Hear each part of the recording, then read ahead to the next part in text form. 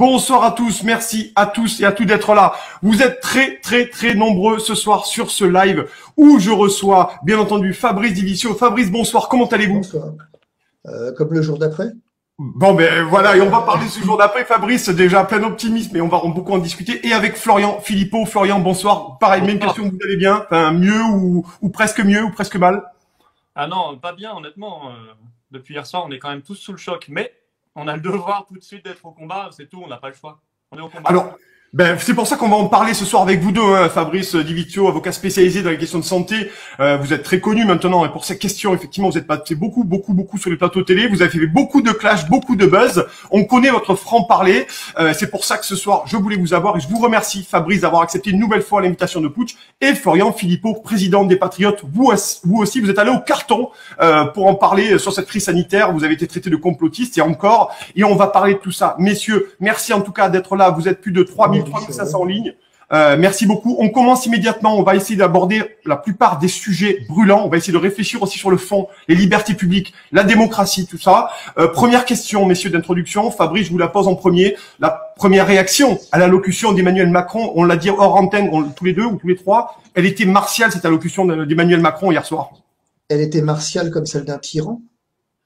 Soyons clairs, hein. Je veux dire, il faut à un moment donné, faut arrêter de se cacher et il faut avoir le sens des mots. Hier soir, nous avons basculé en tyrannie. Je veux dire, c'est-à-dire qu'à un moment donné, il y a deux choses dans ce qu'a dit Emmanuel Macron. Il y a le principe et il y a la manière dont ça a été dit et ce sera appliqué. C'est-à-dire qu'en fait, ça fait 1 an que les Français vivent au rythme du Covid, vivent au rythme de l'incapacité de son gouvernement à faire quoi que ce soit pour venir effectivement, comment je vais dire, lutter contre cette épidémie de manière efficace. Et hier soir, une nouvelle fois, alors cette fois-ci, c'est plus de la faute des Français tout entiers. Il a trouvé un nouveau bouc émissaire, Emmanuel Macron. C'est les non-vaccinés cette fois. Ça y est, c'est les non-vaccinés et les soignants. C'est ça. Donc vous voyez, et attention, parce qu'il a quand même hier soir, il est loin le vivre ensemble. Il est loin effectivement le syndrome du vivre ensemble. Hier soir, il a profondément divisé la France en disant qu'il y avait une France qui méritait de vivre et une France qui ne méritait pas de vivre. Et que cette France qui ne méritait pas de vivre, il ne lui appartenait qu'à elle de vivre en se faisant vacciner. Premier élément. Deuxième élément, l'obligation vaccinale des soignants. Mon Dieu, voilà comment on résout les problèmes dans ce pays. En obligeant des soignants qu'on a refusé de protéger depuis 1 an et demi, qu'on a exposés à des contaminations. Je vous rappelle quand même que les soignants sont allés travailler par obligation lorsqu'ils étaient asymptomatiques ou post-symptomatiques. C'est-à-dire que des soignants sont allés travailler alors qu'ils étaient malades, et ce sous la direction, sous les ordres du gouvernement de M. Macron. Et hier soir, tout à coup, il se soucie de la protection des patients. Il nous explique que c'est les soignants qui contaminent les patients. On y reviendra. Mais c'est impossible. Et je vous démontrerai pourquoi c'est impossible. Et donc, concrètement, hier soir, vous parliez de ton martial. En effet, c'est le ton qu'ont tous les tyrans. Il est loin le temps où c'était Poutine le dictateur. Hein? Il paraît que c'était Poutine le dictateur. Que n'a-t-on entendu? Aujourd'hui, comment il faut qualifier ce qu'il vient de dire? Ce clivage. Puis on parle du Covid beaucoup, mais vous avez vu ce qui s'est dit après aussi sur les retraites? Hier soir, on a un Emmanuel Macron qui a décidé qu'il allait dire ce qu'il avait à dire sans se soucier de comment ça allait être reçu. Nous, depuis hier soir, moi j'ai passé ma nuit quasiment à recevoir des gens en larmes, à recevoir effectivement des appels de gens en larmes, des gens mais totalement désorientés qui ne comprennent pas cette violence qui s'est abattue sur eux, en fait. C'est ça qu'ils comprennent pas. Et très inquiétant, hier soir, la plateforme Doctolib a littéralement explosé par le nombre de demandes de vaccination. C'est très inquiétant. Non pas parce que les gens se vaccinent, ça, c'est pas un problème que les gens se vaccinent, mais que dans l'immédiateté du discours du président, tout à coup, on saisisse et on prend rendez-vous pour se faire vacciner. Là, il y a quelque chose qui va pas. Il y a quelque chose qui va pas. Vous voyez, on peut s'interroger sur le point de savoir si quelque chose n'a pas vrillé dans le fonctionnement du système. Florian, même partagez l'analyse de Fabrice Divizio. Oui, je la partage à 100%. Le ressenti que j'ai eu, si vous voulez, en le voyant vraiment physiquement, il me donnait presque la chair de poule. Je trouve qu'il y avait un côté diabolique chez ce personnage, vraiment. Physiquement, dans la manière d'être, la dureté du regard, la dureté des expressions. un côté psychopathe, vraiment. Ça, je pense que c'est le mot qui vient. Effectivement, un tyran. On a basculé en tyrannie. Alors, je sais que les belles âmes, il paraît qu'elles sont choquées là, sur les réseaux sociaux quand on parle de dictature.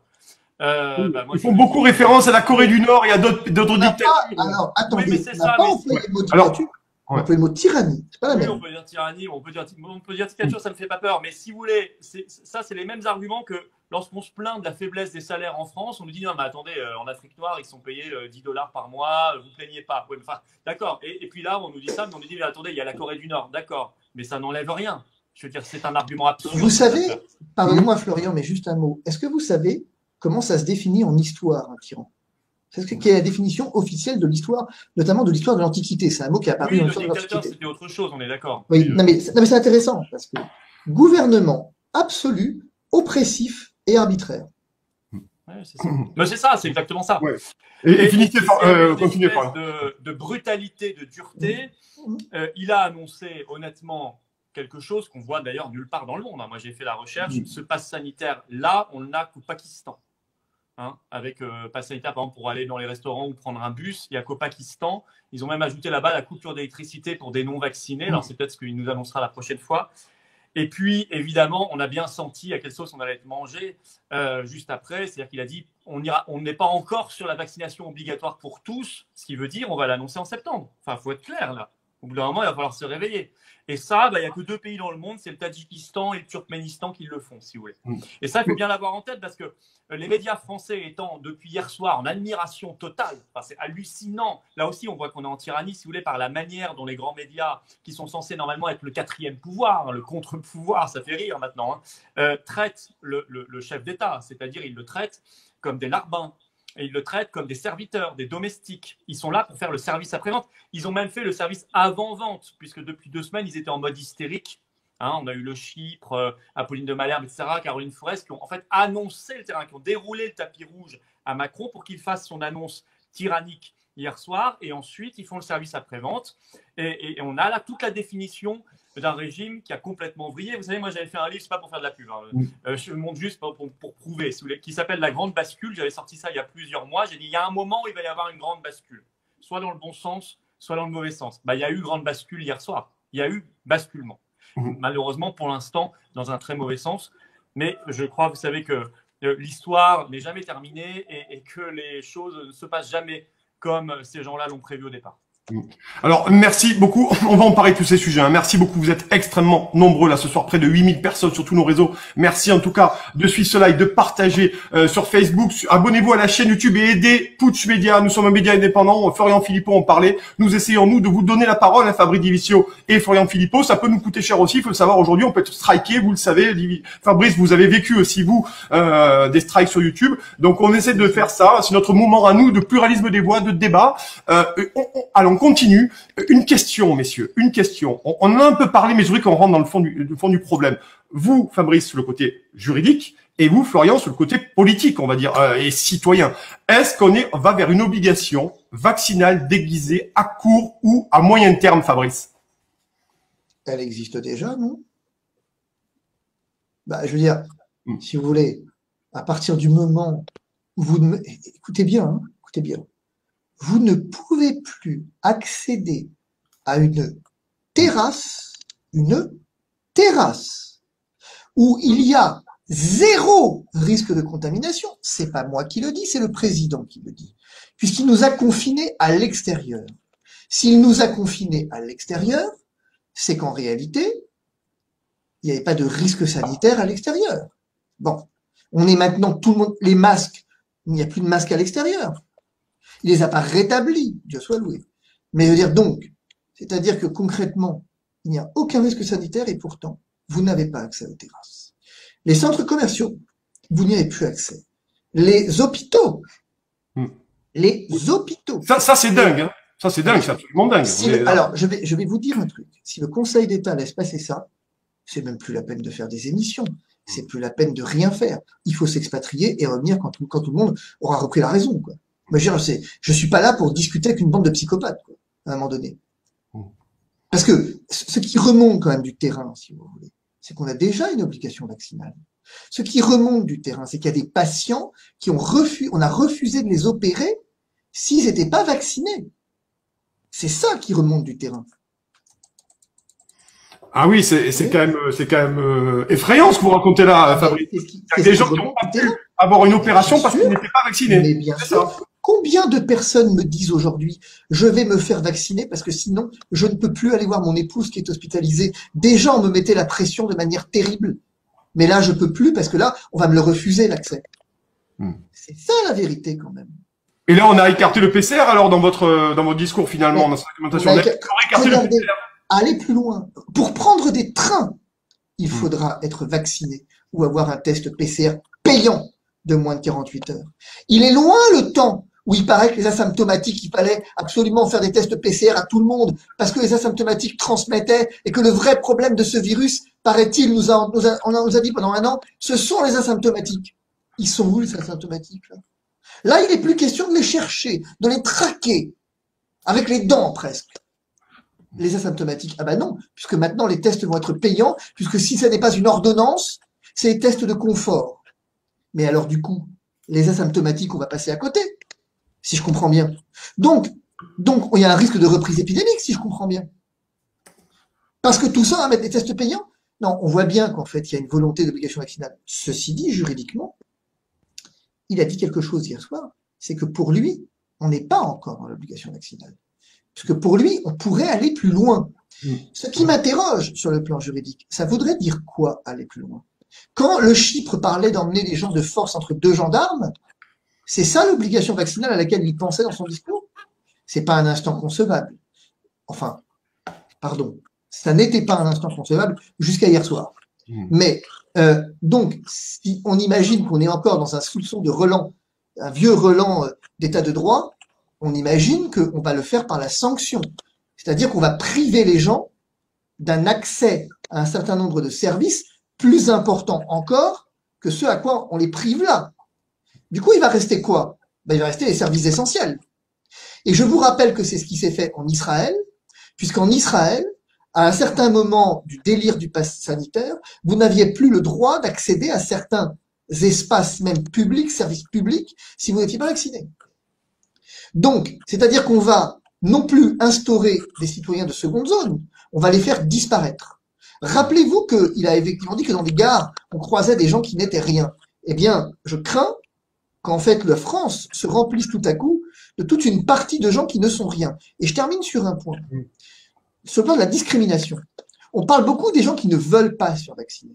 Mais on a inventé un nouveau truc, là, depuis hier soir. Regardez la tendance Twitter qui se passe. Les médecins de Twitter vous disent qu'il n'y a pas de contre-indication vaccinale, que c'est du flan, tout ça. Donc, c'est-à-dire en fait, on ne reconnaît même plus l'existence d'une contre-indication. Et de fait, moi, j'ai des gendarmes, en particulier, enfin, des militaires du GIGN, donc, qui m'appellent et qui me disent, et qui me le disent. Des militaires qui m'appellent, qui me disent, mais je peux pas me faire vacciner, j'ai une contre-indication, regardez. Et les médecins nous disent, de la caserne, il n'y a pas de contre-indication. Il n'y a pas de contre-indication. On en est là, je veux dire. Parce qu'à un moment donné, si on admet l'idée d'une contre-indication, il y a des personnes qui sont malades, qui ne peuvent pas accéder à un soin qui est le vaccin, et qui donc vont se retrouver discriminés et disparaître de la surface de la Terre. Alors, mais c'est pas grave, c'est le prix à payer. Je donne la parole à Florian. Florian, vous, cette obligation vaccinale à court ou moyen terme, pour vous? Écoutez, c'est pas par hasard si vous avez 1 700 000 personnes qui ont pris rendez-vous sur Doctolib depuis hier soir. J'ai vu le chiffre là juste avant de commencer notre émission. Ces gens-là l'ont pas pris d'un coup parce qu'ils ont été pris de passion pour ce vaccin. Ils l'ont fait sous chantage, sous menace, évidemment. Donc c'est une forme d'obligation qui produit ses effets. Évidemment, ça ne pouvait que produire ses effets, puisque quand vous mettez des restrictions sur des choses aussi élémentaires qu'un restaurant ou prendre un bus ou un train ou machin, évidemment que les gens, certains, beaucoup, vont se dire on va se faire vacciner, même s'ils ne voulaient pas. Donc ça s'appelle une obligation de fait. Moi, il y a une phrase terrible qui m'a choqué de Macron hier. Peu l'ont relevé, mais il a dit dès le début de son intervention, il faut que les restrictions portent sur les non-vaccinés et pas sur tout le monde. Donc c'est un président de la République qui assume explicitement un discours de discrimination sur son propre peuple. C'est pour moi du jamais vu. Je ne crois pas que j'ai pas le moindre souvenir d'une telle phrase dans la bouche d'un chef d'État qui assume une discrimination à l'intérieur de son peuple.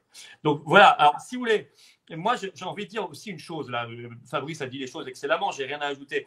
Simplement, attention au piège. Moi, j'en appelle. Vous savez, on fait un défilé. D'ailleurs, Fabrice, il sera samedi. Et on va en parler des immobilisations en fin d'émission. On va en parler sur les manifestations en cours pour demain. Ouais. Mais je voudrais juste dire une chose. Ne tombons pas dans le piège de rentrer dans la guerre des vaccinés contre les non-vaccinés et réciproquement. Il y a des vaccinés, j'en ai vu plein sur les réseaux sociaux, et je vous dis que ça met du baume au cœur, qui ont dit d'eux-mêmes, qui ont écrit d'eux-mêmes, moi je mets mon QR code à la poubelle, parce que certes, j'y ai droit, je suis double vacciné, etc. Et ça les regarde, c'est leur choix. Mais je ne veux pas de cette société. Je n'accepte pas ces principes d'apartheid et de discrimination. Tiens, il paraît qu'apartheid non plus, les belles âmes n'aiment pas, alors je fais exprès de le dire. Et donc, ces gens-là sont du même côté que nous. Et moi, je ne demande pas aux gens s'ils sont vaccinés ou non vaccinés, maintenant je m'en fiche. La question, c'est quelle est votre vision de l'avenir? Quelle est votre vision de la France? Quelle est votre vision de l'humanité? Quelle est votre vision de ces valeurs de liberté, de dignité et d'égalité? C'est ça qui m'intéresse. Voilà. J'y ajoute la fraternité, parce que comme ça, on a le triptyque liberté, égalité, fraternité, tout ce qu'a détruit massivement Emmanuel Macron hier soir. Alors la question maintenant, parce qu'il va devoir y avoir une loi, là, en express, si j'ai bien compris, en 15 jours, est-ce que décemment, le Conseil constitutionnel, qui va être saisi, j'imagine, je l'espère, derrière, va pouvoir... Oui, encore, est-ce qu'il va être saisi? C'est une question que je me pose, parce qu'il faut que 60 députés ou 60... or, ils sont tous en extase, quasiment, aussi, y compris dans l'opposition, avec guillemets, depuis hier soir. Donc, je ne suis même pas sûr qu'on aura les 60 pour saisir le Conseil constitutionnel. Mais imaginons qu'on les ait. Est-ce que le Conseil constitutionnel peut valider ça? Normalement, bien sûr que non. Il n'y a pas un principe constitutionnel qui est respecté dans ce qu'a annoncé hier Macron.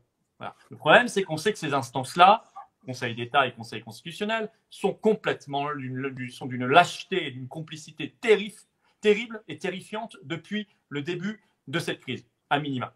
Donc, je ne suis pas rassuré. C'est pour ça que je vous dis, le seul qui va pouvoir, c'est ce que je dis est un peu vague, je sais quand je le dis, mais c'est parce que c'est la vérité. Le seul qui va pouvoir se libérer de tout ça, c'est le peuple français lui-même. C'est le peuple français lui-même. Réfléchissez bien à ça. Vous n'avez pas une opposition parlementaire sérieuse qui s'y oppose. Vous n'avez pas de juge qui fait son boulot de contre-pouvoir sérieusement. Les médias sont à plat ventre. Alors, il reste quoi? Il reste la masse. Il reste la masse avec nos armes. Et notamment, une des armes qu'on a, écoutez, on peut se priver. C'est pas agréable, mais on peut se priver de cinéma, on peut se priver de théâtre, de restaurant. On peut se priver de tout ça quelque temps. Mais on ne peut pas se priver de notre liberté, de notre dignité et de notre humanité. Alors, on n'y va pas. On ne fait pas le pass sanitaire. Et si on est vacciné et qu'on n'approuve pas ça, on n'y va pas quand même, non plus. Et la masse, ces millions de personnes, eh bien, ça fera du chiffre d'affaires en moins. Et ça poussera les restaurateurs et tous les autres, toutes ces professions-là, à se retourner massivement contre le gouvernement pour mettre à la poubelle le pass sanitaire. C'est ce qui s'est passé à la foire de Tours, où ils ont réussi en 24 heures, grâce à ce boycott, à se débarrasser du pass sanitaire. Et la foire de Tours est malgré tout restée ouverte, mais sans pass sanitaire. Il n'y a pas d'autre solution au bout d'un moment. Il va falloir que le peuple français soit intelligent et joue collectif. Fabrice, de votre côté. Si vous voulez, il y a un piège là-dedans. Il y a un piège dans lequel il ne faut pas tomber. Le piège, il est de venir vous expliquer qu'au fond, tout ça est fait pour protéger. Si vous voulez. Il y a un biais de la pensée, quelque part. On vient vous expliquer qu'au fond, tout ça, évidemment, on le comprend bien, est pour des motifs impérieux sanitaires. Et que donc, il ne s'agit, au fond, que d'une vaccination. Et on le comprend. Posé en ces termes, le débat paraît finalement très facile. Il y a d'un côté les égoïstes, les dangereux que nous représentons, les complotistes. Mais Florian l'est, donc ça va. Mais puisqu'effectivement hier soir on m'a dit vous traînez avec les complotistes en parlant de Florian Philippot. Donc je présume que désormais moi aussi j'en fais partie. Je rappelle que j'étais traité de complotiste en décembre dernier parce que j'avais annoncé qu'il risquait d'y avoir un passeport sanitaire un jour en France. Et moi de complotiste parce que j'ai dit quand un État vous emprunte une liberté, il vous la rend jamais. Le truc, c'est que donc tout ça n'est qu'une espèce de délire collectif de quelques vagues, comment je vais dire, narcissiques en mal de reconnaissance. Bon. Et qu'il y a un virus qu'il faudrait donc combattre. Bon. Essayons, si vous voulez bien, 15 secondes, pas plus, de nous poser et de réfléchir à ce point. Il y a donc un virus qu'il faut combattre. Comment est-ce qu'on combat un virus? Par la vaccination, c'est vrai, probablement. Ça veut dire quoi, combattre un virus? Quel est le problème de ce virus? Le problème de ce virus, nous en convenons, je pense, c'est qu'il touche essentiellement un certain nombre de personnes, grâce à Dieu, identifiées, qui font des formes graves, lesquelles effectivement peuvent être fatales. Bien.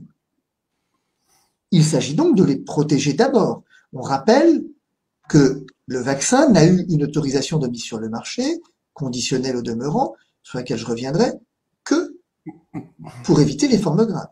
La transmission, ça n'est pas un péché de dire que actuellement nous ne savons pas. Je sais bien que l'Institut Pasteur sait tout, et je sais bien que finalement les médecins de plateau télé savent tout. Mais je vous rappelle que Moderna mène actuellement une étude d'envergure aux États-Unis, auprès des universités jusqu'au mois de novembre, pour vérifier si le vaccin protège. Bon. Et au départ, nous étions censés protéger les formes graves. C'est ce qu'il a dit hier soir, Emmanuel Macron, quand il a parlé des lits de réanimation, tout ça, ou c'est Olivier Véran qu'on a parlé, je sais plus, mais il y a un des deux qui a dit qu'il fallait soulager le système hospitalier. Bien. Mais alors pourquoi est-ce qu'on veut vacciner toute la population? Ben oui, mais parce que vous comprenez, il faut protéger les patients qui font des formes graves. Mais je comprends pas. Je croyais qu'on était dans un échec et que les maisons de retraite, mon Dieu, avaient subi une baisse brutale, drastique de la mortalité grâce à la vaccination et que c'était la victoire. On sabrait le champagne il y a quelques mois. On serait revenu dessus. Il y a des informations qu'on n'aurait pas et qui nous feraient dire qu'il y aurait une impériosité à vacciner toute la population et ce, de toute urgence, sans leur laisser le temps de respirer. Dès le 24 août, il y aurait une urgence, une impériosité. Un peu comme ceux qui ont des problèmes de prostate, là, et qui ont des impériosités mictionnelles. C'est la même chose, là. On aurait une espèce d'impériosité à vacciner les gens. Pourquoi? Parce qu'il y a un truc qui fuit quelque part, peut-être. Quand vous avez une impériosité mictionnelle, c'est que vous avez un truc qui fuit quelque part. Et ben, peut-être que c'est ça, l'exemple, et voilà. Peut-être qu'il y a un truc qui fuit, là. Peut-être que la vérité de l'histoire, c'est un truc qui fuit, et qu'on nous dit peut-être pas tout. Parce qu'il n'y a aucune logique dans tout ça. J'ajoute un dernier point. Oui. On nous a dit sanitaire. Ok. Donc les personnes fragiles sont vaccinées, elles risquent plus rien. Mais il s'agit quand même de les protéger. Ah, mais elles sont déjà protégées si elles sont vaccinées. Oui, mais pas toutes. Donc je vais vacciner des enfants qui ne font aucune forme grave sur un vaccin qui a 6 mois de recul. J'ai entendu ce matin un médecin sur le CI dire « ça suffit maintenant, stop, on arrête de discuter. Le vaccin, il y a un immense recul, on a 6 mois de recul. » Est-ce que vous imaginez quand même? Est-ce que vous savez combien de temps il s'est écoulé entre le moment où le vaccin contre l'hépatite B a été mis sur le marché et le moment où il est devenu obligatoire? 9 ans. 9 ans. Je voudrais qu'on aborde cette question, Fabrice, effectivement, notamment sur un article du Figaro qui est sorti après-midi sur cette mise en conditionnel. Je voudrais qu'on en parle tout à l'heure, mais je voudrais qu'on revienne rapidement là-dessus aussi. Je voudrais qu'on en parle une nouvelle fois. Merci, en tout cas, vous êtes très très nombreux, près de 15 000 sur nos réseaux. Merci de partager ce live sur Facebook. Abonnez-vous à notre chaîne YouTube. Il y a aussi des liens pour nous soutenir. Nous sommes un média indépendant. C'est pour ça que ce soir, après ce jour d'après, selon Fabrice Divisio, nous recevons Fabrice et Florian Philippot pour notre grand entretien. Pour essayer de vous sécuriser au mieux. Donc n'hésitez pas à nous soutenir, nous médias indépendants, Putsch. Les liens passent. Et je voulais. J'ai juste une info. Oui. J'ai une info qui vient de tomber, qui est pas inintéressante, d'un médecin qui est en Israël, donc, et qui m'envoie ce SMS. Il me dit, en Israël, nous assistons à une recrudescence d'embolie pulmonaire, myocardite, arrêt cardiaque, AVC. On constate une explosion des cas de décès ayant ces caractéristiques. Ils ne sont pas classifiés par le ministère de la Santé comme étant liés au vaccin. Cependant, nous constatons une véritable augmentation significative. Bon, mais à prendre avec des pincettes et bien entendu, il faudra surveiller ça. Et je sais que des gens surveillent énormément ça. Donc c'est pour ça qu'on va essayer d'avancer là-dessus. Je voudrais qu'on parle quand même de démocratie. Moi, j'ai quand même l'impression qu'Emmanuel Macron, il annonce des mesures hier soir, de façon martiale, nous l'avons dit. Et il y a rien qui a été voté au Parlement. Il y a rien qui a été passé au Parlement. Je m'en remets. Je parle sous le contrôle de Florian Philippot. Mais concrètement, ça pose une question de démocratie. Le thème de l'émission, c'est aussi la liberté publique de tout un chacun, la liberté de se faire vacciner et de ne pas se faire vacciner. Florian Philippot, vous, ces annonces finalement post-passage assemblée ou post-parlement, ça vous inquiète aussi?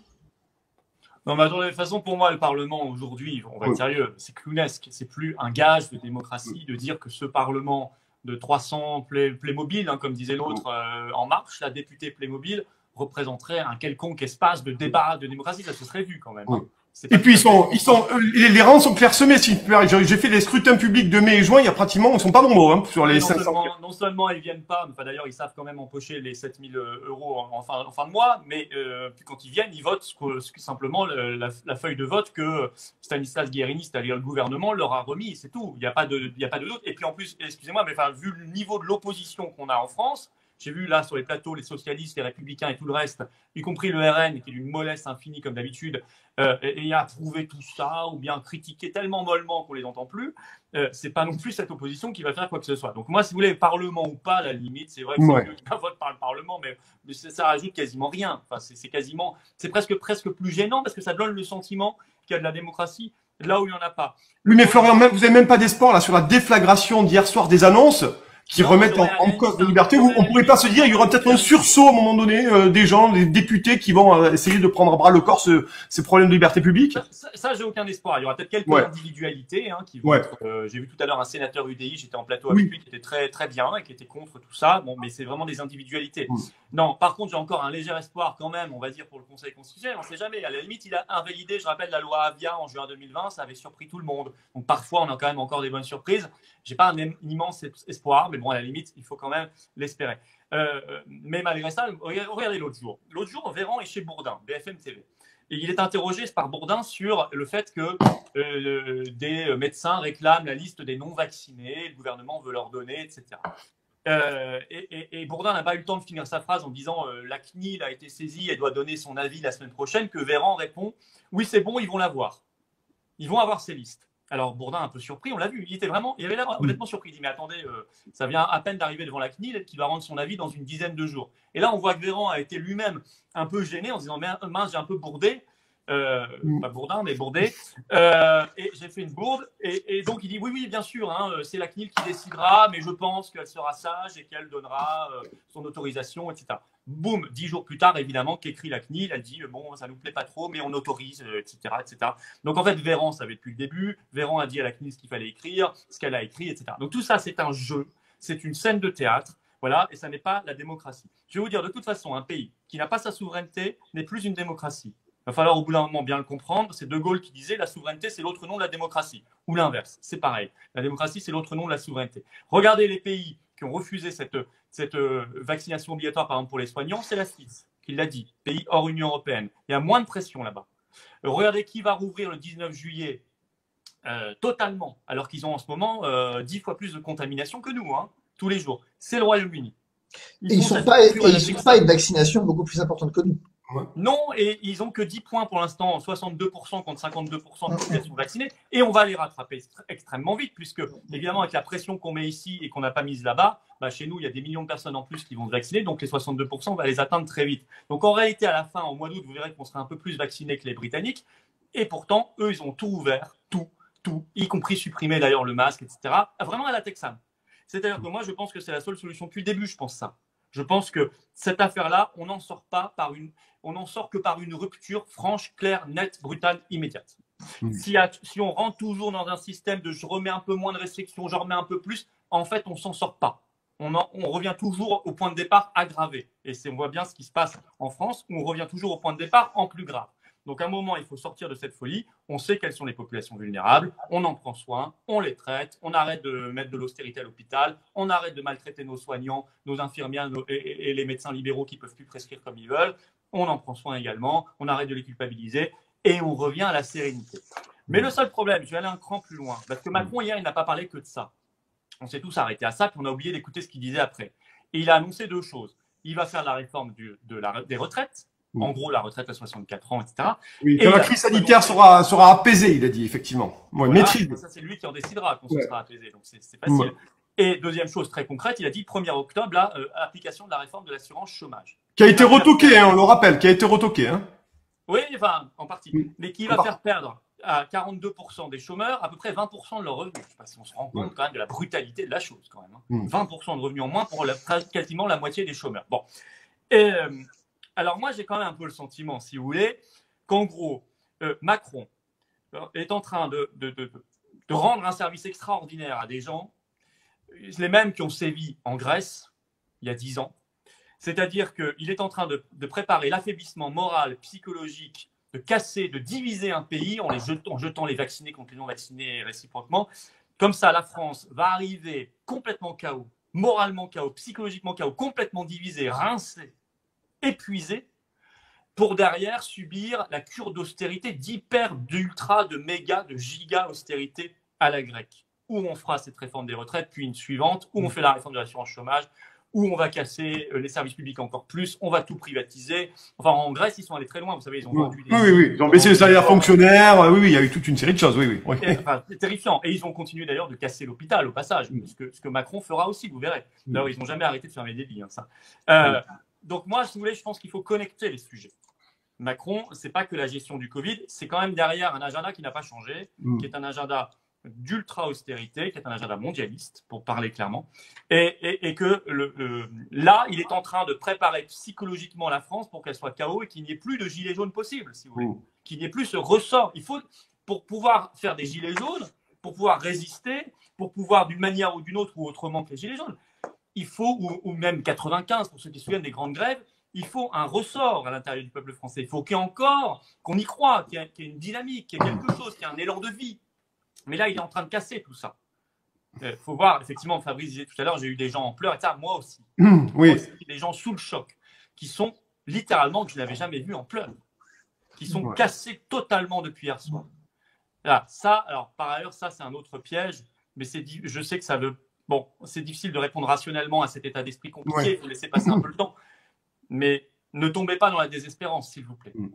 Pensez à la très longue histoire de France. Il y a eu des très grands moments de désespoir terribles dans notre histoire, de noirceur, d'obscurité, de nuit, et on ne voyait pas du tout le bout du tunnel. On ne pouvait pas décemment, rationnellement le voir. Mais on a pu s'en sortir parce qu'il y a eu une minorité, il faut le dire toujours. Une minorité, c'est les minorités qui font l'histoire, qui, elle, n'a pas perdu espoir et a toujours eu la force de se battre, même quand elle avait l'impression que ça ne servait à rien.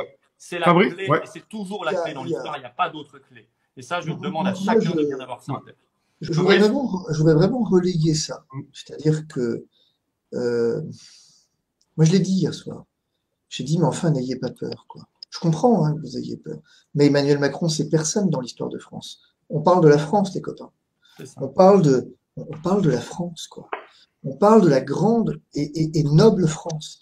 À un moment donné, il est bon aussi de se rappeler d'où on vient. Il est bon de se rappeler ce qu'on a traversé à travers les siècles. Il est bon de se souvenir que Macron n'est qu'un pantin de l'histoire. Et qu'au fond, il croit pouvoir soumettre une population. Mais on parle du peuple de France, quand même. Et c'est bon. Vous savez, c'est Romain Gary qui écrivait « Le nationalisme, c'est la haine des autres, le patriotisme, c'est l'amour des siens ». C'est exactement ça, en fait. Je crois que ce soir, et je suis pas du tout militant chez Florian, et c'est pas du tout le débat, j'y peux rien s'il s'appelle les patriotes, moi.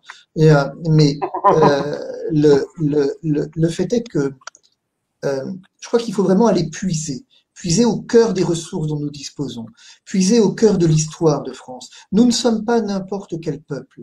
Nous avons éclairé l'Europe et le monde pendant combien de siècles? Combien de temps la Sorbonne, Descartes, tous ces noms qu'on voit usuellement sont ceux qu'on fait l'histoire du monde parfois. Et c'est pas rien de le dire, ça fait un peu lyrique de dire ça pour Florian et pour moi, mais c'est pas vrai, c'est loin d'être lyrique, parce que nous sommes entrés dans une société de consommation, dans une société où la santé est devenue un bien de consommation. Macron décide une promo sur les vaccins, il décide effectivement que là, attention, ça s'arrête demain matin, et demain matin tout le monde est vacciné par le fait du prince. Il pense pouvoir influer le sort de l'histoire par le fait du prince, mais ça marche pas. En fait, ça marche pas. Et si vous voulez, en Israël, par exemple, là, c'est tout mon médecin israélien qui manifestement doit vous suivre parce que il a l'air de savoir ce qu'on se dit en direct. Bon, tant mieux. Mais bonjour à Israël. Alors, non, mais il me dit quelque chose d'intéressant parce qu'il me dit le pass sanitaire, l'équivalent du pass sanitaire, a été enlevé en grande partie sous la pression populaire, qui n'en pouvait plus en fait. Et donc il n'a pas tenu très longtemps finalement. Et donc et alors il me dit un truc, les terrasses n'étaient pas concernées par le pass sanitaire. Donc on est allé plus loin qu'Israël. Donc vous voyez bien qu'il y a une volonté de soumettre en réalité. Il y a dans ce discours que vous qualifiez de martial une volonté de se poser en chef de guerre puisqu'il paraît que nous sommes en guerre. Et je vais vous dire, il a raison. Nous sommes en guerre. Désormais c'est très clair. Nous sommes en guerre contre le gouvernement. Et le gouvernement est en guerre contre son peuple. Ça, c'est très clair. Fabrice, je veux poser une question à laquelle je voulais que vous répondiez et après, bien sûr, Florian. Tout à l'heure, Florian, vous disiez effectivement qu'il a segmenté Emmanuel Macron. Il ne rassemble plus. On l'a bien vu et ça depuis le début. Mais finalement, est-ce qu'il n'est pas en train de détricoter la nation, messieurs? Est-ce qu'on va pouvoir refaire nation? Vous le voyez entre les vaccinés et les non vaccinés. pour certains qui se sont radicalisés des deux côtés d'ailleurs, hein, pour le coup. Est-ce qu'on pourra refaire nation? C'est la question que je vous pose, Fabrice, et après, Alors, vous répondrez. c'est amusant ce que vous dites, puisque ce soir, je vais faire dans mon live, je vais essayer vraiment d'accompagner les gens qui nous sollicitent un peu régulièrement. Je vais parler de la nation selon Ernest Renan. Je vais parler de ce qui fait une nation, en fait, de ce sentiment de la nation. Et non, la nation, si vous voulez, il est en train de segmenter quelque chose, mais il faut pas s'y tromper. Il y a quelques hurluberlus qui effectivement se croient investis d'un pouvoir parce qu'ils ont 3 minutes d'antenne à la télé, mais la majorité des soignants, finalement, est contre ce pass sanitaire. La majorité des soignants, celle qui est sur le terrain, celle qui souffre, celle qui porte le poids du jour depuis des années et qui est méprisée de long en long, eh ben concrètement, elle ne se reconnaît absolument pas dans cette mesure. Moi, j'ai des professeurs d'université, des médecins généralistes, des médecins urgentistes qui viennent me dire mais qui sont ces gens pour parler en notre nom? Regardez le taux d'adhésion aux syndicats médicaux. Il est d'une faiblesse absolument abyssale. Et donc, si vous voulez, la nation, elle n'est pas atteinte en tant que telle. C'est juste quelques imbéciles qui bénéficient d'un écho, d'une chambre de résonance, finalement, d'un écho de résonance, qui donne l'impression que tout ça, finalement, est finalement, on m'a dit tout à l'heure sur Twitter, vous êtes minoritaire. Mais d'abord, qu'est-ce qu'on en sait qu'on est minoritaire ou pas? Et puis c'est pas une course. Et en tant que tel, moi, ce que je crois, c'est que si vous voulez, ce qu'il y a de grave ce soir, il y a deux choses qui sont graves. C'est qu'au fond, moi, je pensais qu'on avait une épidémie et qu'il fallait prendre des mesures pour lutter contre une épidémie. Et on a compris hier soir qu'il y a un autre agenda. On a compris hier soir qu'il y a autre chose. Moi, j'ai pas à dire ce qu'il y a. Je sais pas ce qu'il y a. J'en ai aucune idée. Mais ce que je sais, c'est que ce qui s'est dit hier soir, celui qui me dit que ça a encore un soupçon de fondement sanitaire, eh bien, n'a pas compris, en fait. Nous sommes dans autre chose. Nous avons basculé dans le poste, ce que j'appelais l'ère du poste. Post-droit, post-science. Voilà. Je me suis évertué pendant 1 an à lire des études, à essayer de dire, mais non, mais ils vont bien finir par les lire, par les comprendre. Et puis hier soir, j'ai compris qu'en fait tout ça n'intéressait absolument pas le gouvernement et qu'il avait un plan déterminé et qu'au fond, il allait le mettre en œuvre quoi qu'il en coûte. Et cette expression n'a jamais pris autant de sens qu'hier soir. Quoi qu'il en coûte, non pas en termes financiers, mais en termes humains. Nous sommes des variables d'ajustement, rien d'autre. Florian, pour vous, c'est le sacrifice des libertés publiques aussi, ce que dit Fabrice Di Vizio, ou pas, finalement, ce discours qui est presque plus que politique que sanitaire, selon Fabrice Di Vizio? Ah, mais c'est une évidence, si vous voulez. Moi, ça fait bien longtemps que je pense que qu'il n'y a plus grand-chose de sanitaire là-dedans et que c'est excessivement politique. Écoutez, si c'était sanitaire, on aurait été calme dès le début, on aurait chercher des traitements ou autoriser les traitements. On aurait tranquillement pris soin des personnes qui ont en moyenne, je crois, 81 ans ou 82 ans qui décèdent. Et voilà, on aurait arrêté l'hystérie très rapidement. En fait, on n'en parlerait plus depuis probablement bien longtemps, même ça ne veut pas dire qu'il n'y aurait plus de Covid. Hein. Enfin, on vivrait avec et puis on gérerait, voilà. Non. Je vous signale qu'hier, il y a eu, je crois, 4 morts ou 6 morts en France du Covid. On a quand même un peu l'impression qu'il y en a eu 10 000. Enfin, c'est pas la réalité. Donc non, bien sûr que c'est éminemment politique. D'ailleurs, on voit bien toutes les mesures qui arrivent derrière. Ils veulent changer la modalité de vote depuis cette épidémie. Mode de scrutin par vote par correspondance, vote électronique. On voit comment ils veulent aussi se débarrasser de l'argent liquide parce que le billet, la pièce de monnaie, ça contamine. On voit plein de choses, si vous voulez. On voit plein de choses. Et en réalité, bien sûr que c'est éminemment politique. Votre question, c'est est-ce qu'on pourra faire nation? Vous disiez tout à l'heure. Vous savez, est-ce qu'on pourra refaire nation, Florian? C'est ça. Est-ce qu'on va pouvoir refaire nation après ça? D'abord, une nation, c'est pas. Il n'y a aucun moment de l'histoire de France où tout le monde est 100% uni. Ça n'existe pas. Ouais, donc, bien sûr. Il n'y aura aucun moment où on va revenir tous d'accord, et ça n'existe pas, surtout pas en France. Mais c'est comme ça fait partie de notre charme national. Bon, c'est un peu, vous savez, les Gaulois, on voit bien à la fin des banquets d'Astérix, ils se tapent dessus. Voilà, c'est comme ça depuis le début. C'est pas très grave, ça nous permet d'avancer. On a des influences très, très diverses qui font la beauté, la richesse et l'incroyable génie du peuple français à travers les âges. Non, par contre, il se passe quelque chose en ce moment de très classique dans notre histoire. C'est une trahison du peuple par ses élites, avec des guillemets. La trahison des milieux populaires par la bourgeoisie. Hein, mauvais sens du terme, si vous voulez. Je n'incrimine pas ici les riches, qui ne veut rien dire. Il y a des riches qui ont mérité d'être riches par leur boulot, leur créativité, etc. Je ne parle pas de ça, je parle de la bourgeoisie, au sens de ces gens qui se croient supérieurs parce qu'ils sont un peu parvenus. c'est très classique, c'est très français, c'est très classique dans notre histoire. Ça peut avoir des conséquences très graves. Ça a eu des conséquences très graves dans notre histoire à certains moments. Mais nous sommes, contrairement au Royaume-Uni, il y a une vraie trahison, une tradition de trahison du peuple français par ses élites, entre guillemets, par ses classes dirigeantes. De mépris total. Ouais. Ces gens-là passent leur vie à cracher, à mépriser le peuple de France. Et dans les moments critiques, comme en ce moment, ils trahissent. Voilà, ils trahissent. Et il se passe exactement ça, avec cette morgue et ce mépris. Et en fait, ils sont éminemment français en faisant ça, même s'ils s'en défendent. Ils sont éminemment français. Donc ça, je pense pas que ce soit du tout irrémédiable. Je pense comme Fabrice, qui a un effet déformant médiatique, etc. C'est pas 30 millions contre 30 millions. C'est pas ça la réalité. Ouais. La réalité, c'est qu'il y a une petite caste médiatisée qui a tous les honneurs de la presse et du gouvernement et qui se croit tout permis, qui se croit supérieur, qui insulte les autres. Mais c'est quoi? C'est quelques centaines, quelques milliers de personnes, ces gens-là. Voilà. Et donc, c'est pas la nation. Voilà. Donc, non, je suis pas très inquiet là-dessus. Mais je pense qu'il faut se débarrasser d'abord, de Macron, vraiment. Pacifiquement, hein, je le précise. Parce que c'est un personnage excitant, si vous voulez. C'est un personnage qui, au sens où il excite les tensions, il excite les haines, les ressentiments, les divisions. C'est un poison. C'est un poison. Ce qu'il a fait hier, il a inoculé du poison dans la nation France, si vous voulez. Et ça, c'est catastrophique. Et la France n'a sûrement pas besoin de ça. Et le travail historique de notre État-nation, normalement, c'est de faire unité.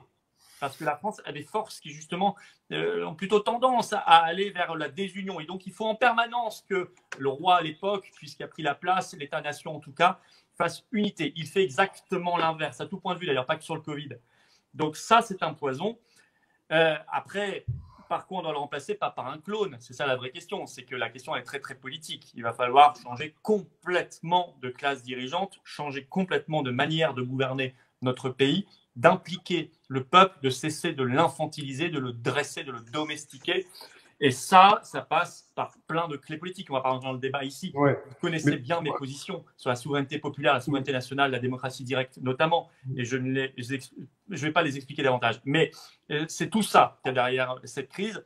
Et votre question, finalement, c'est est-ce qu'on doit être désespéré parce que la nation française serait cassée à jamais? Bien sûr que non. Ouais. Voilà. La France, elle est éternelle. Le macronisme, il est éminemment éphémère. Alors, je voudrais qu'on passe à un sujet, un gros sujet, un des gros morceaux de l'émission ce soir. Merci à toutes et à tous d'être là sur ce live. Vous nous regardez depuis Twitch, Twitter, YouTube et Facebook. N'hésitez pas à vous abonner aux différentes pages d'où vous nous regardez et à nous aider, bien entendu, partager ce live un maximum pour essayer de déjouer les algorithmes. Il y a pas mal de liens aussi qui passent sur le live. Abonnez-vous aussi à notre chaîne Telegram, à notre chaîne YouTube, sur Facebook. Vous pouvez aussi nous faire des dons. Tous les liens sont en train de passer dans les commentaires également. Allez voir Putsch Média, c'est le site d'actualité qui est afférent, qui est adossé à cette chaîne YouTube. Je vous remercie, Fabrice Divitio, d'être là ce soir et Florian Philippot. Je veux qu'on parle de ça, messieurs, ce soir.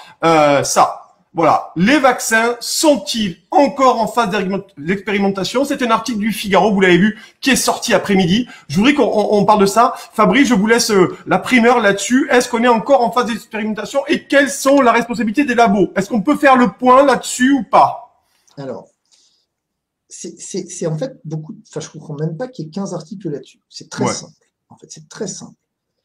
Il y a, lorsque vous mettez un médicament sur le marché, plusieurs phases d'essais cliniques, dont la grande phase 3, qui est cette phase en population double aveugle où vous allez sur l'homme vérifier effectivement l'efficacité du médicament et puis finalement surtout l'absence de couac un peu majeur qui pourrait conduire à rendre le médicament dangereux.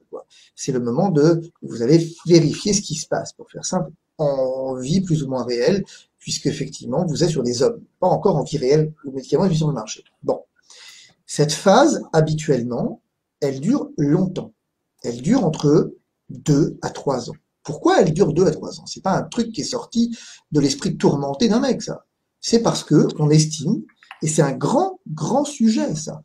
Les labos versus l'industrie versus les États, les médecins, les politiques, enfin ce que vous voulez, les administratifs, les chercheurs. Les labos veulent raccourcir les durées des phases 3, là où il y a une espèce de blocage de l'autre côté qui dit non, c'est quand même important qu'on prenne le temps, parce que c'est le temps qui va faire. Il y a 2 choses qui vont faire dans un essai clinique, c'est le nombre et le temps. C'est les 2 qu'on ne peut pas, lesquels on ne peut pas s'asseoir. Sauf que, parfois, il y a des situations où on ne peut pas attendre et où finalement, il y a une balance bénéfice-risque a priori favorable au terme d'une présomption. Attention, c'est une présomption qui demande d'être confirmée. Eh bien, dans ces cas-là, la phase 3 étant en cours, vous pouvez mettre le médicament sur le marché sous les garanties d'usage. Alors, ici, c'est ce qui s'est passé, c'est la veine conditionnelle. On vous dit, bon, attendez, il y a une urgence de santé publique. Pourquoi il y a une urgence de santé publique? Parce que des gens meurent, en fait. Tout simplement, c'est ça l'urgence. Il y a des gens qui meurent. Il y a une catégorie de population qui meurt et qui surcharge les hôpitaux et qui donc va faire exploser les systèmes de santé. Donc, on a une urgence à mettre un médicament sur le marché. Et on le fait. Et donc là, on est en expérimentation. Oui et non. Non, on n'est plus en expérimentation au sens où on va pas dire que le vaccin va tuer tout le monde demain matin.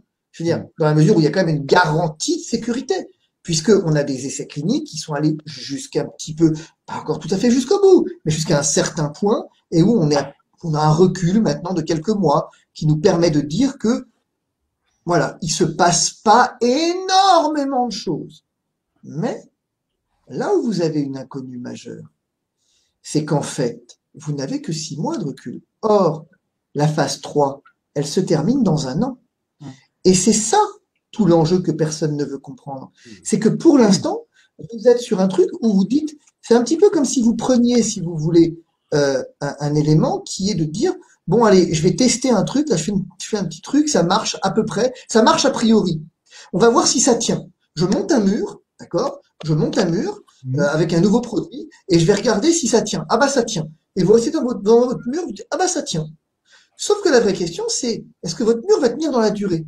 Alors on me dit, oui mais combien de temps? 20 ans? Ah non, pas 20 ans, 1 an. Puisque 1 an c'est le délai que le labo a fixé et qui est incompressible d'ailleurs. D'ailleurs, Pfizer, on lui a demandé si la phase 3 était terminée, si l'essai clinique était fini. Il a dit, parce que Véran avait dit, c'est totalement fini, c'est totalement sûr. Et Pfizer, il a dit, pas tout à fait. Et regardez, je vous donne un exemple tout bête, je vous donne 2 exemples si vous voulez bien. Un exemple hier, pendant que Macron faisait sa déclaration martiale, la FDA américaine venait expliquer qu'il y avait le syndrome de Guillain-Barré dans Johnson qui n'avait pas été vu pendant l'essai clinique. Ouais. Mais pourquoi il n'avait pas été vu? Il n'a pas été vu parce qu'en fait, il y a un problème à la fois de taille de population et de durée, effectivement. Est-ce qu'il apparaît 1 mois, 2 mois, 3 mois après? Alors, on entend un argument, souvent, que le juriste doit quand même ici un petit peu contredire. On entend, ouais, mais enfin, si on dit hier soir sur la télé israélienne, jamais dans l'histoire on a des effets secondaires qui sont apparus après 2 mois. Mais ça veut dire quoi un effet secondaire qui apparaît? C'est quoi un effet secondaire qui apparaît? Je veux dire, demain matin, c'est ce que je vous disais tout à l'heure pour Israël, j'ai 15 000 AVC à distance de 7 mois de l'injection. Ils sont imputables mon vaccin ou ils sont pas imputables? Et bien là, vous touchez au problème de la pharmacovigilance. Or, l'un des vrais problèmes que nous avons, c'est qu'effectivement, nous n'avons pas de système de pharmacovigilance efficace qui nous permet de pouvoir relier de manière certaine un effet au médicament. C'est un problème mondial depuis des années, si vous voulez. Et tant et si bien que je vous donne un exemple, c'est que cette AMM conditionnelle, elle peut être retirée à tout moment. Imaginez. C'est l'autorisation de mise sur le marché, Fabrice, hein, je le dis pour nos spectateurs. Hein. Conditionnelle. Elle est conditionnelle. Le labo doit remplir un certain nombre de cases, clac, clac, clac, clac, clac, clac, clac, et à la fin doit déposer un dossier définitif. Et là, qu'est-ce qu'on va faire? L'Agence européenne du médicament va dire, avec sa grande sagesse qu'on lui connaît, va dire effectivement, ouais, mais ouais ou non. Ouais, mais oui ou non. Elle a encore la possibilité de ne pas accorder le définitif. Et je vous donne un exemple. Le Remdesivir. Le Remdesivir avait fait l'objet d'une AMM conditionnelle. L'Agence européenne du médicament avait dit, ouais, la balance bénéfice-risque, ça passe a priori, là, pour l'instant. Sauf que cette AMM a été retirée, finalement. On dit, pas pareil. Bah, pas pareil. J'en ai un autre. J'en ai plein d'autres comme ça. Dans la myopathie de Duchenne, je crois, il y a quelques années, un médicament avait été prometteur. Et puis finalement, on s'est rendu compte, mais c'est pas grave, c'est bien. On s'est rendu compte que ça marchait pas génial, quoi. Et donc, on n'a pas accordé la même définitive. Et qu'est-ce qui se passe ici qui pose un problème? Ou la bande d'imbéciles n'a pas tout compris, là. C'est qu'en fait, votre vaccin, vous l'avez utilisé en population réelle. Vous l'avez effectivement utilisé comme si on était en phase 4, c'est-à-dire où on surveille un peu post-AMM ce qui se passe. Mais le problème, c'est que vous l'avez utilisé sur la planète entière.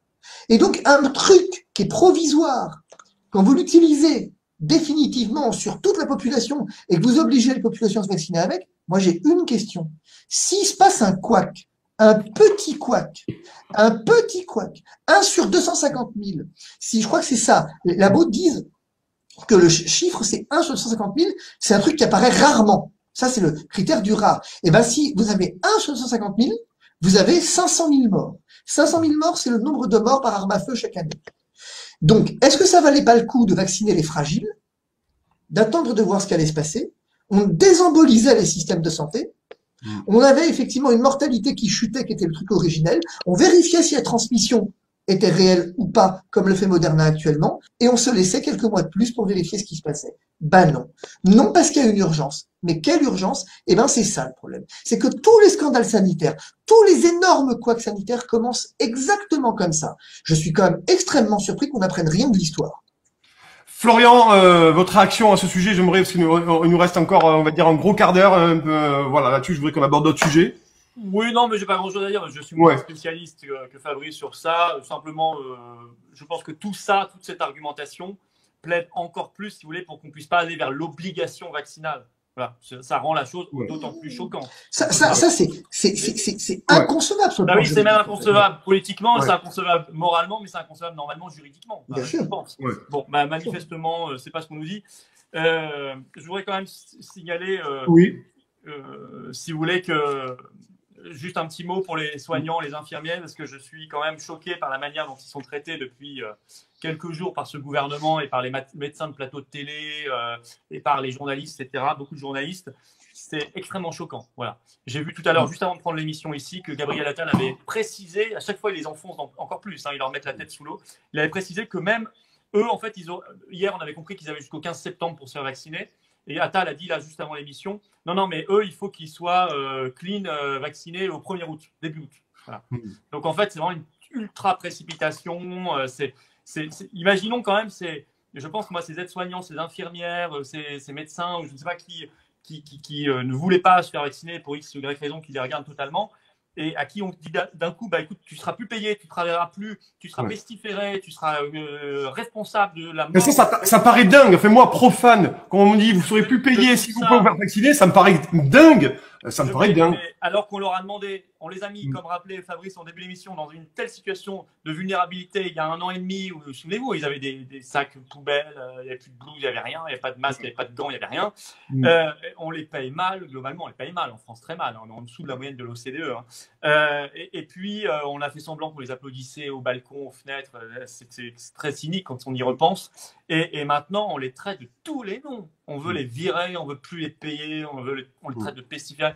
Je trouve, si vous voulez, qu'est-ce que ça... Alors, par contre, policiers et gendarmes, pas d'obligation vaccinale. Et ça doit nous inquiéter, hein, parce que moi, ça me rappelle totalement la petite prime qu'on leur avait donnée au début des Gilets jaunes, souvenez-vous. Hein, quand le gouvernement a senti que c'était un peu chaud, hop, petite prime pour être bien sûr qu'ils avaient la force légitime de l'État de leur côté. Que le cordon sécuritaire resterait en place. Là, ça veut vraiment dire, pour moi, le signal il est clair. Ça veut dire on sait qu'on va avoir besoin de la police et de la gendarmerie, des forces de répression dans les semaines et les mois qui viennent, parce que ça risque peut-être de chauffer un peu. Donc, on va leur faire une petite fleur. Pour eux, pas de vaccination obligatoire. Tant mieux pour eux. Hein. Moi, je ne le demande pas. Hein. Je ne suis pas jusqu'au boutiste à demander pour tout le monde. Non, je demande le meilleur pour tout le monde, moi. Donc, la liberté pour tout le monde. Mais ça veut dire ça, concrètement. Ça veut dire qu'ils savent qu'ils vont devoir les utiliser et qu'il va falloir qu'ils aient une confiance absolue dans leurs forces de l'ordre. Franchement, c'est comme ça maintenant qu'on gère le peuple de France. Hein. Avec ce gouvernement, on le gère par la matraque. Point barre. Une question rapide, messieurs. Vraiment une question très rapide. Florian, finissez là-dessus. Vous pensez qu'il pourrait y avoir un départ massif des soignants, des gens qui démissionnent en masse suite à cette obligation vaccinale ou pas? Florian, après, Fabrice. Non, parce que les gens sont aujourd'hui dans un état, ils sont pauvres globalement. Enfin, ils peuvent pas se permettre. Il n'y a pas du boulot qui court. Il ne faut pas traverser la rue pour trouver du boulot, contrairement à non, ça c'est sûr. Non, par contre, ce qu'ils pourraient faire, mais ça, le collectif est organisé. Mais comme les restaurateurs pourraient le faire, toute profession pourrait le faire en réalité.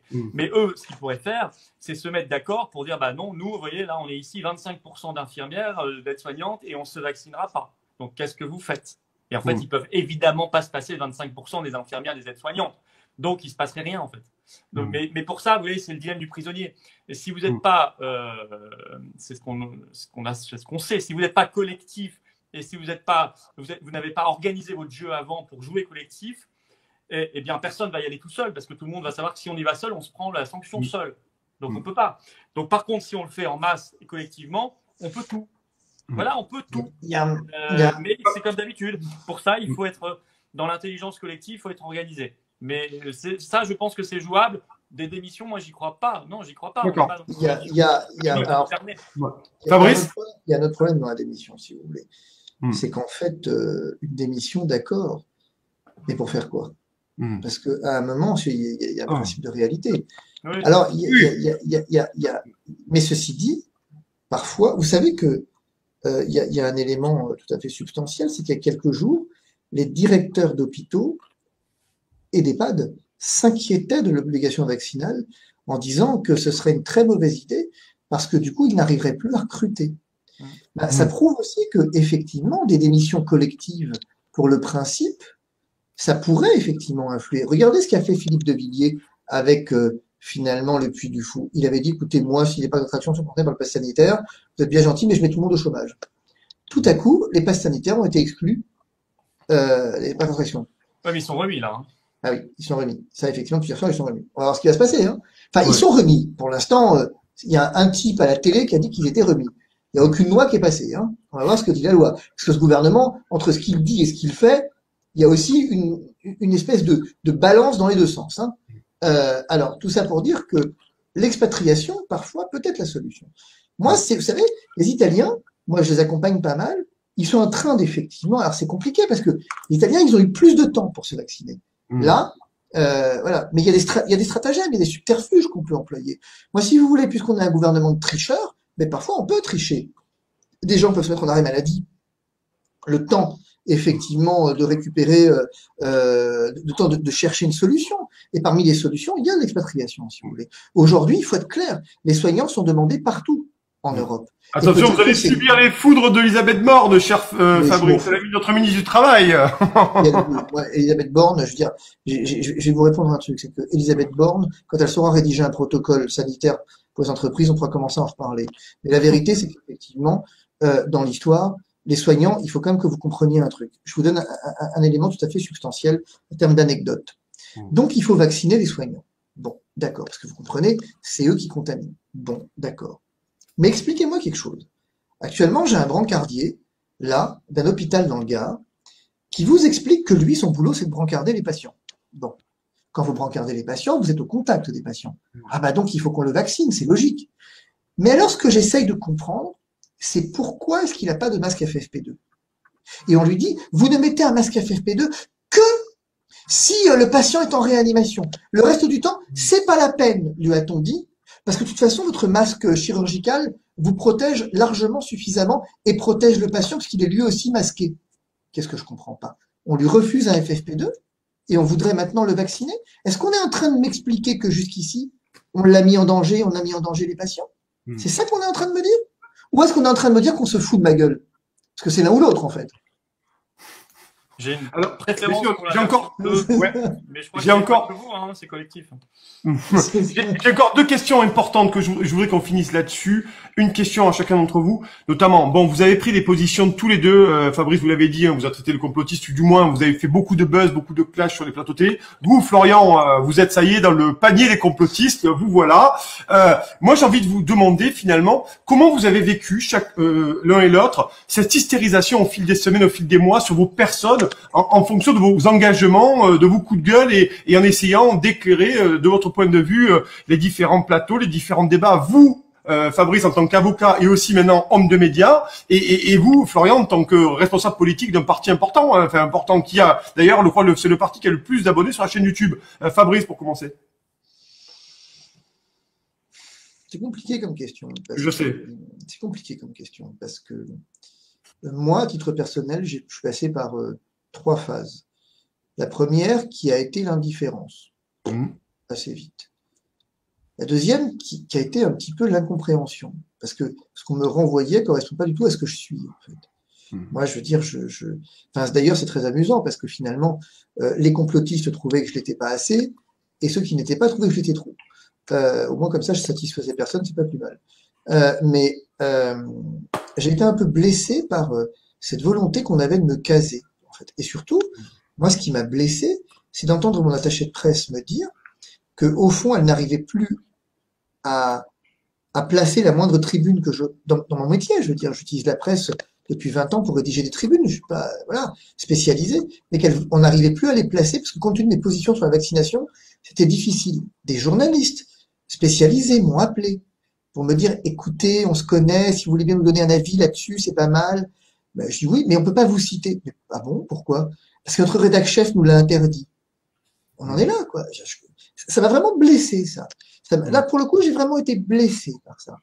Blessé comme j'ai été blessé. Alors, je m'y suis fait, hein, je m'en fais une raison. Par la censure de YouTube, c'est tout bête, hein.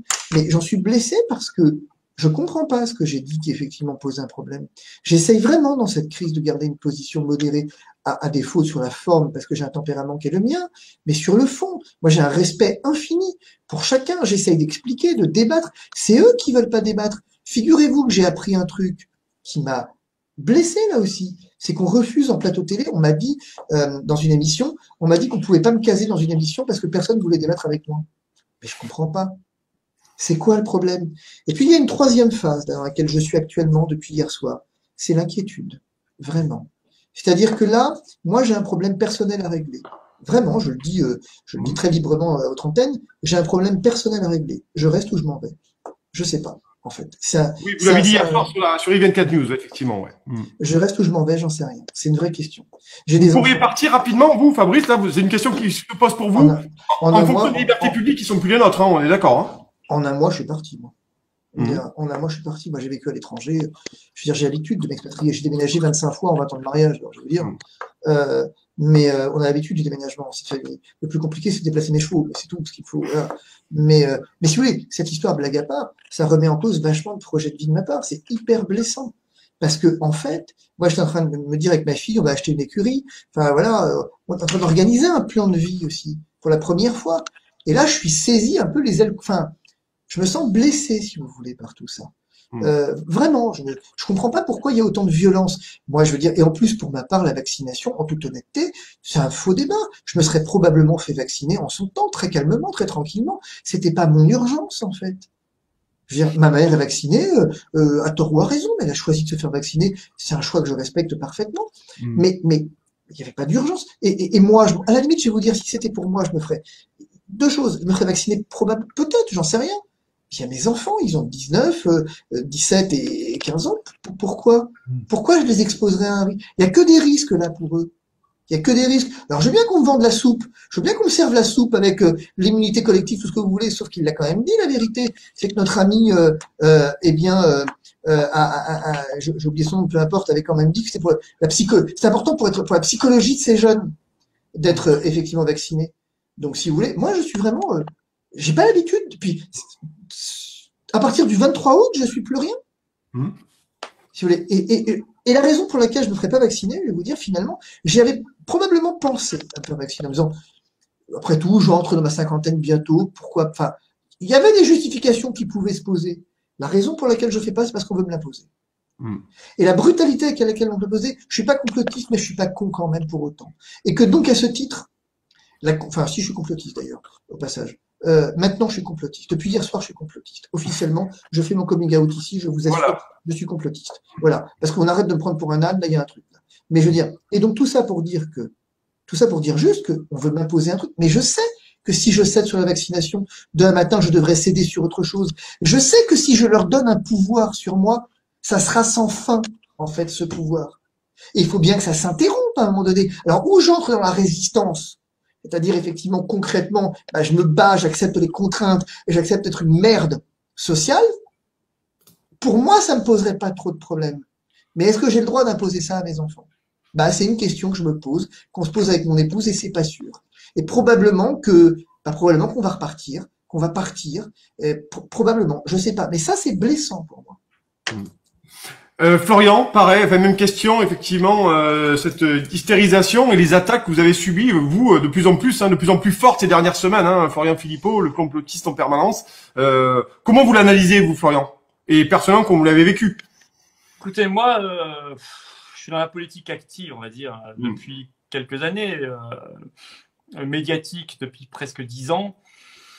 J'ai très vite compris, moi vous savez, je suis parti naïvement en politique, vraiment très sincèrement, très naïvement, dans l'idée que c'était un débat d'idées, la politique, voilà, un débat de conviction. Et en fait, j'ai très vite compris, assez vite, à tous les débats que j'ai eus très tôt, que j'avais face à moi très souvent, je dis pas tout le temps, ça serait injuste, mais très souvent, très majoritairement, des gens qui sont vraiment des acteurs. Enfin, ils sont pas du tout là pour avoir un débat d'idées, un débat de conviction sincère, argumenté, etc. Donc, si vous voulez, j'ai très vite pigé le truc. Ça m'a pas empêché moi de rester un homme de conviction, je le crois, et de croire toujours à un idéal et en mon pays avant tout. Mais ça m'a durci le cuir, si vous voulez. Je suis pas un rhinocéros, c'est écrit là, hein, enfin là, mais j'ai quand même un cuir épais. Ouais. Et j'ai en fait un cuir très épais. Alors c'est l'histoire là d'accusation. Moi j'ai tout entendu dans ma vie, dans mes débats. Vous savez, moi j'ai débattu face à des dingues, hein. J'ai débattu face à Valls, j'ai débattu face à Macron, j'ai débattu face à des gens qui sont à moitié hystériques. J'ai eu des vrais hystériques sur les plateaux. J'en ai très souvent des vrais au sens psychiatrique, des vrais hystériques. Bon, bah tout ça, en fait, je m'en fous maintenant. J'ai eu Madigold, j'ai tous ces gens-là. Enfin, et en fait, les attaques, quand vous n'incarnez rien dans un combat politique, vous n'êtes pas attaqué. Donc, si vous voulez, moi, on m'avait enterré. Hein. On me disait, il a quitté le front, c'est fini. Bon. Aujourd'hui, à plein de points de vue, en termes d'adhésion, on a dépassé le RN, je crois, largement maintenant. En termes sur les réseaux sociaux, on est largement devant, en tête, et on avance, etc.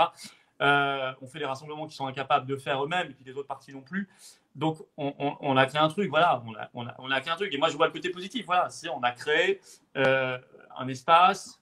Et donc, derrière, pour les gens, concrètement, ça veut dire qu'on a créé une espérance. Parce qu'il y a des gens qui se reconnaissent dans ce combat-là, qui nous pensent sincères, et je crois qu'ils ont raison de nous penser sincères, qui nous pensent sérieux, qui nous pensent solides, de confiance. Et ben, moi, je prends ce côté positif. Voilà, j'arrive pas les attaques. Je vais vous le dire, c'est peut-être facile, vous me direz, il dit ça. Non, c'est vrai, je le pense vraiment. En fait, je m'en fous complètement. Mais vraiment, j'en suis à ce point-là parce que je suis trop habitué à ça. En fait, je m'en fiche. Par contre, la situation de mon pays, ça, je m'en fiche pas du tout. Et je suis comme Fabrice depuis hier soir. J'ai une espèce d'inquiétude un peu physique, si vous voulez, que je n'avais pas avant. Parce que d'abord, je me suis dit, le type qui nous dirige, il est vraiment fou. Vraiment, fou furieux, dangereux. Et je ne sais pas jusqu'où il peut aller. C'est vraiment la première fois que je me le dis aussi clairement. Je ne sais pas jusqu'où il peut aller. Je pense qu'il n'a pas de limite. Quand je dis psychopathe, je le pense vraiment. Et deux, voir mon pays quand même qui va être à ce point divisé avec des citoyens, des sous-citoyens, des gens qui ne sont plus rien, vraiment. Vous remarquez, il avait annoncé la couleur, il avait dit dans les gares, les gens ne sont rien. Ça. Bon, bah, en fait, il avait raison.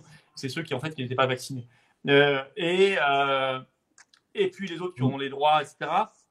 Je me dis que là, on est vraiment dans quelque chose de terrible, de triste, avant tout de terriblement triste. Et qu'on ne peut pas laisser les choses comme ça. Alors, est-ce qu'il faut... s'il faut se battre, comment on doit se battre, bon, nous on fait tout ce qu'on peut. Voilà, tout ce qu'on peut. Alors, c'est la dernière question que je vais vous poser, messieurs. Effectivement, il nous reste 3-4 minutes. On a vu qu'il y a des appels à manifester demain et vous parlerez bien entendu, Florian, vous, de votre marche des libertés samedi. Vous, Fabrice, vous pensez qu'à un moment donné, certains Français, demain, par exemple, peuvent essayer de faire reculer, du moins, ou peut-être réfléchir Emmanuel Macron et son gouvernement. Vous pensez qu'il peut y avoir un sursaut populaire de gens, à un moment donné, qui remettent en place leur libre arbitre sur les pavés de la rue ou pas, Fabrice? Réfléchir Emmanuel Macron, ça n'a pas ensemble. Déjà. Reculer Emmanuel Macron, oui, absolument. J'en suis convaincu. Il ne faut absolument pas douter de la détermination du peuple français et de la lâcheté de ce gouvernement. Je veux dire, c'est tout. Et que, au fond, à quelques mois d'une élection, je vous garantis que ceux qui, peut-être pas Emmanuel Macron, mais ceux qui l'ont jusqu'ici soutenu, pensent à une chose, c'est leur réélection. Et que si jamais ils se rendent compte que celle-ci tient à lâcher le président en race campagne et l'isoler à son tour de manière forcée, c'est-à-dire en le traitant comme un paria, bah, finalement, ils le feront sans problème. Et donc, il ne faut pas douter de la détermination et de la capacité, si vous voulez, de ce que je vais appeler les bonnes volontés et les gens sincères, dont parlait Florian, finalement, de pouvoir faire bouger les lignes. L'histoire le montre. Hein. Les régimes dictatoriaux se sont, à l'exception de la Chine, mais c'est notre histoire, mais les régimes dictatoriaux se sont tous effondrés. Les hommes brutaux, il n'y en a plus sur la planète. Enfin, il y en a quelques-uns, mais dans les démocraties occidentales, il n'y en a plus, quasiment. Il reste que le nôtre. Hein. Donc vous avez de l'espoir. Vous pensez qu'effectivement, il pourrait y avoir une mobilisation. Parce qu'on a vu quand même que sur les réseaux sociaux, ça s'est beaucoup enflammé hier soir. Rapidement, dès la fin de l'allocution, hein, sur les réseaux sociaux, des hashtags, notamment Gilets jaunes, sont revenus assez massivement. D'ailleurs, qui ont trusté les top tweets hier soir. Donc on a senti qu'il y avait peut-être quelque chose là, non? Mais il y a un critère. Tout ça se Ouais. fera dans le calme et la paix. Mm. Tout ça se fera dans la bienveillance. Jamais Mm. rien ne sortira de la violence. Mm. Il n'y a absolument pas, ils n'attendent que ça. Comme le disait Florian Philippot, s'ils n'ont pas vacciné les gendarmes, c'est pour mieux nous faire taper dessus. Il faut être clair, quoi. On va dire les choses comme elles sont. Mais nous ne leur donnerons pas d'occasion de nous taper dessus. Et si jamais ils veulent nous taper dessus, ils devront assumer en conscience la responsabilité. Mais aucune violence ne doit être acceptée de la part de ceux qui ne réclament absolument rien d'autre que finalement la liberté. Et de vivre sereinement. Et de vivre sereinement. Et de vivre sereinement. Je veux dire, il n'y a pas de débat. Moi, c'est ce que j'expliquais hier soir dans mon live, en disant juste aux gens, si vous voulez vous faire vacciner, mais mon Dieu, mais je vous encourage à le faire si tel est votre choix. Mais au fond, si ça n'est pas votre choix, vous ne devez pas vous le voir imposer. C'est tout, en fait. Florian, de votre côté, vous, pour ces appels à manifester et votre manifestation que vous organisez depuis, vous l'avez annoncé hier sur les réseaux.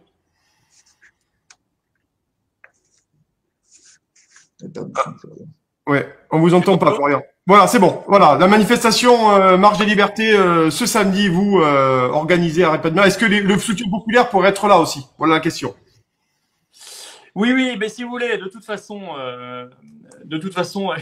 on est obligé de faire des choses et les seules batailles qu'on perd sont celles qu'on ne mène pas. Première chose à rappeler.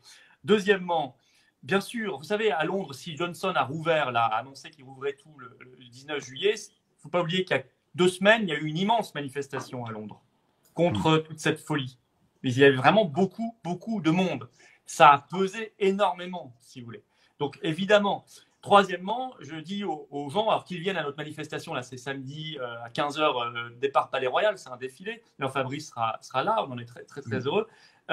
Ou les manifestations, je ne les connais pas. Hein. Demain, je crois qu'il y en a peut-être, je ne sais pas si elles sont déclarées ou sauvages. Il y a des appels, effectivement, pour l'instant, mais il n'y a rien de précis. Voilà. Bon, écoutez, quoi que ce soit, dites-vous juste une chose. Ça va tanguer et vous allez être diabolisé. Vous le savez, ne soyez pas surpris. Vous allez être diabolisé. Les médias ne vont pas être bienveillants avec vous. Bien sûr que non.